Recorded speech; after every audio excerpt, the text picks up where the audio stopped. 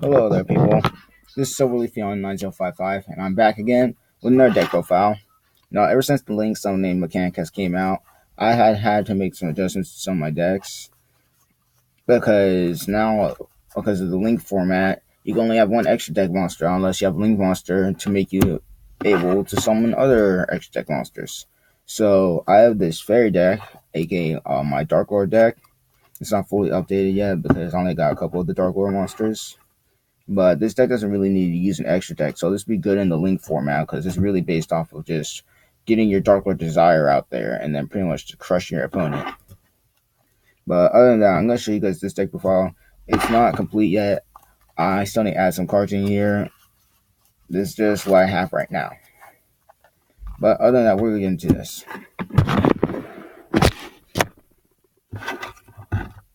So starting off my monsters. My Darklords I'm running right now. I'm running 2 Darklord Desire and 1 Darklord Day Irie. What Darklord Desire does is it cannot be special summoned. You can choose summon this card by tripping 1 fairy type monster, which is the whole deck. It's fairy types. And you can summon this thing. Once returned, you can target 1 monster your opponent controls. This card loses 1,000 attack once, and if it does, send that card to the graveyard. So this thing's basically able to run over your opponent's monsters as long as they don't got like a Fiendish Chain or anything like that. But I have ways to get rid of those too. And then Darklord Ide Irie this card, if it's special summoned from the graveyard, gains the following effect. If this card attacks a defense position monster, you can inflict piercing battle damage to your opponent. And it has 2,300 attack points. So that's pretty decent for level 5.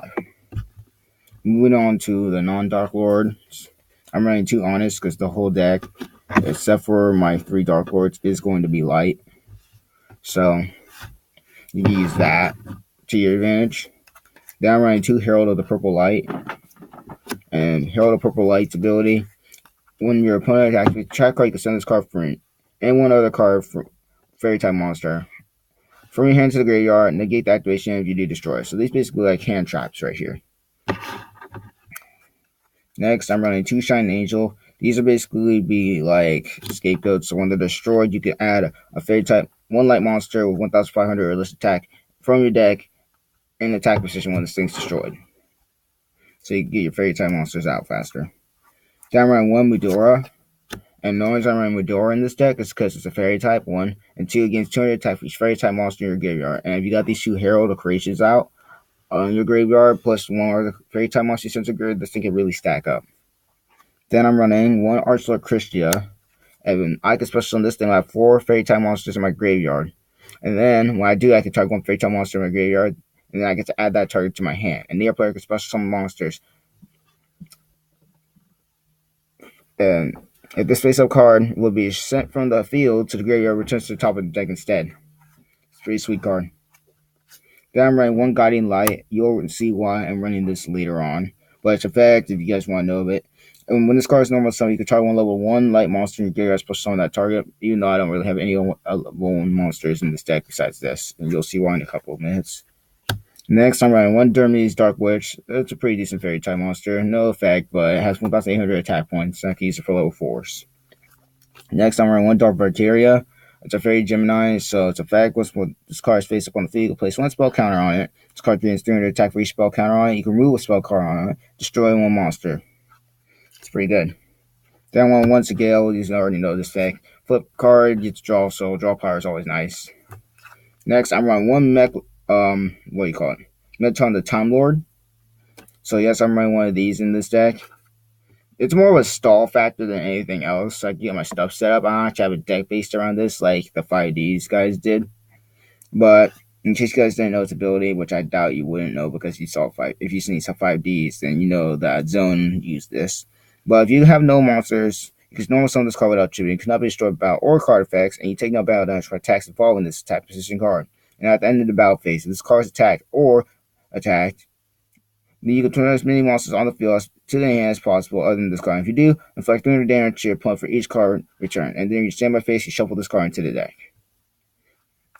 So this is basically like a stall card. So you don't even have to attack with it. It's only if you attack with it, then you go to stand by face. At the same time, you gotta beware of Fiendish Chain and all that. Next, I'm also running 1 Tethys Goddess of Light. And that's pretty much it for my monster lineup. Next, moving on to my spells lineup. I'm running, of course, the 3 MSGs, get rid of back row. Then I'm running 1 Photon Lead, so I can special summon a low 4 lower light monster from your hand in attack position, so that can help rank up monsters if I ever need to use them. Then I'm running 1 Swords of Revealing Light, just because, like, stall would be good, but at the same time, you gotta beware Twin Twister stuff, so I'm gonna probably replace this with something else useful soon. Next, I'm running 1 Guard Penalty. So what this card does is select 1 monster on the field. That monster is changed to the 5th position, and then I get to draw a card from my deck. So it's basically, what do you call it? It's basically a Book of Moon. And then on top of it, I get to draw a card. And it's a quick way. Then I got Reload, so you could get if your hand's bad, then you could just shuffle your hand to your deck and then do that. Then I have Core of Justice. Now, this is the reason why I have that level 1 in here. Once returned, I can special summon 1 fairy type monster from my hand. And I have to control at least 1 level 1 fairy type monster in order to activate and resolve this effect. And I can activate 1 Core of Justice once per turn. So that's the only reason I even have this in my deck, is that level 1 monster. Next, I'm on this took card. Took so long to find. If you're going to be running a fairy deck, you want to run this. Or any light deck. No, just a fairy deck. So once per turn, if you control no monsters, you can special summon a fairy type monster from your hand. So you could like special summon Tethys or any of those other monsters from your hand if you control no fairy type monsters. So you can summon high level monsters for free, which is pretty sweet. Next up, I'm running a Shard of Greed, so I draw power, Smashing Ground, destroy monsters, and a Forbidden Chalice. So I can use it on my opponent against 400 check what's effects negated, and I can destroy it with stuff.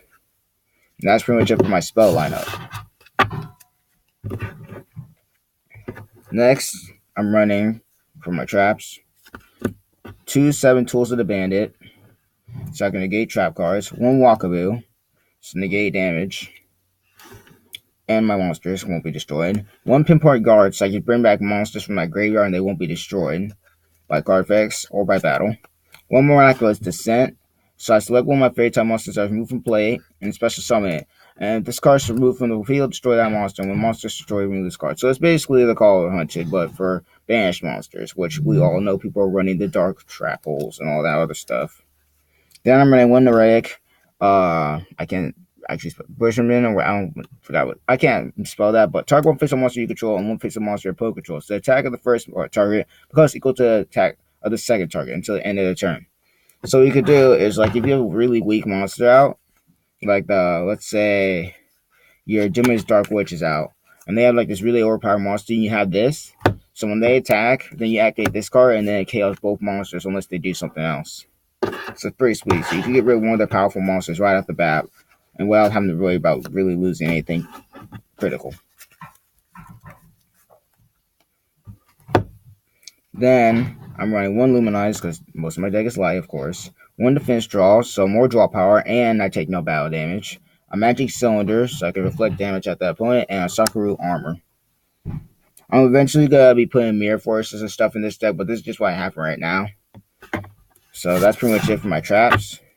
And then moving on to my extra deck, which is really small because I don't really need to use this extra deck, but it's just there because just in case. So I'm running 2 Fairy Cheer Girl for draw power. So I can detach 1 XYZ material for this card, draw 1 card. You can activate 1 card that affected this card once per turn. And then I'm running 2 Star Sub Sentries. And Star Sub Sentries ability, detach 1 XYZ material from this card, target 1 face of monster your opponent controls, have attack, and negates effects. So not only does this thing negate effects, but it has to plus attack points. So you go and run over it with this thing. And if this card will be destroyed, you detach all XYZ materials from this card instead. And all it take, and if you do, all battle damage you take from this card is halved. And that's pretty much it. You guys can put down in the comments what cards I can add for this deck. I just started making more decks now, thanks a lot to the new Link summoning. So I'm starting off a little fresh now. Like I started all my other decks from my previous deck profiles, but I haven't decided on what I'm gonna do with those yet. Thanks a lot to the new Link mechanic. And in my opinion, for the Link mechanic, they should have if they're gonna put the Link mechanic in, because not everybody's gonna want to switch to that. They should have, and I hope they do this. If they do, it's gonna be really good. They should have a Link format for tournaments and stuff like that. And then on top of that, then they should have another side that goes with the regular Yu-Gi-Oh format, so that people can play both ways if they want to. They can play the slower way, or they can keep playing the regular way.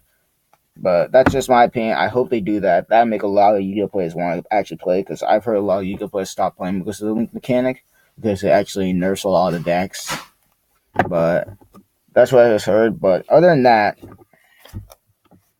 that's pretty much it for today. This is going to be Silver Leafy on 9055 logging out. Peace.